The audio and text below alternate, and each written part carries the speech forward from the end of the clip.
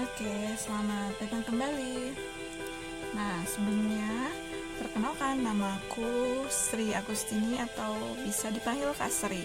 Hari eh, ini adalah video pertama sekaligus video pembuka untuk pembahasan soal TPS. Nah, sekedar informasi buat adik-adik mungkin udah pada tahu kali ya, kalau tahun ini untuk UN PTN atau SBMPTN atau UTBK itu sudah hanya menggunakan soal TPS saja. Jadi udah nggak ada tuh fisika, kimia, biologi, udah nggak ada juga yang mungkin untuk sosial, geografi, ekonomi dan seterusnya. Nah, tapi yang perlu kalian pahami bahwa di TPS itu sendiri itu dia memiliki 4 bagian. Yang pertama itu ada yang dimaksud dengan penerapan umum, kemudian pemahaman bacaan, pengetahuan umum, dan pengetahuan kuantitatif.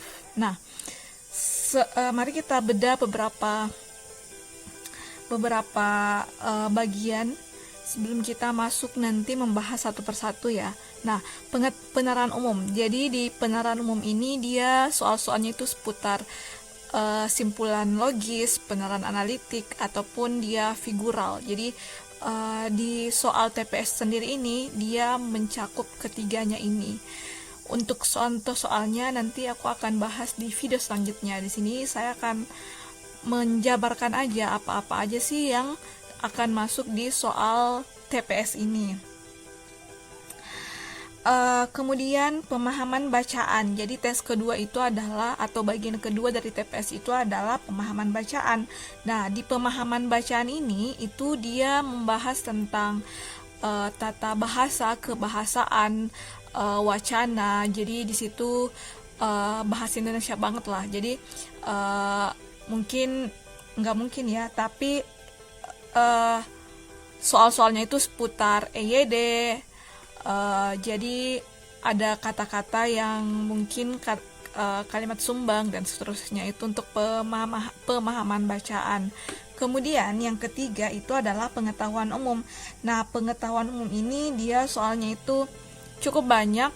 Biasanya nanti aku kasih tipsnya. Jadi kalau pengetahuan umum itu biasanya kita disuruh untuk mencari ide pokok, simpulan, frasa atau klausa, soal konjugasi. Nah, di ide pokok ini, di pengetahuan umum itu ataupun pemahaman bacaan biasanya itu kita disuguhi dengan soal-soal yang panjang. Nah, untuk ide pokok sendiri aku kasih brief teorinya aja di sini untuk ide pokok. Jadi untuk ide pokok itu kita hanya mencari idenya atau apa yang sering dibahas di soal di bacaan itu. Kita nggak perlu membaca keseluruhan, tapi kita hanya membutuhkan dua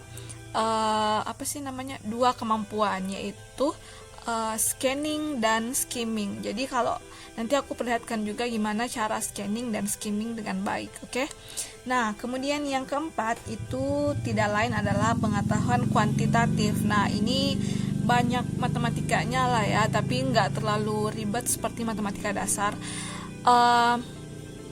atau matematika yang sebelumnya mungkin kalian udah persiapkan. Jadi nggak seribut itu. Di sini dia hanya punya aljabar, bilangan, kemudian geometri, peluang, numerikal. Jadi seputar matematika dasar seperti itu aja.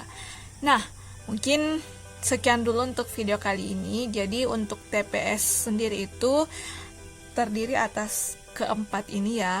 Oke, sampai jumpa di video selanjutnya. Bye-bye.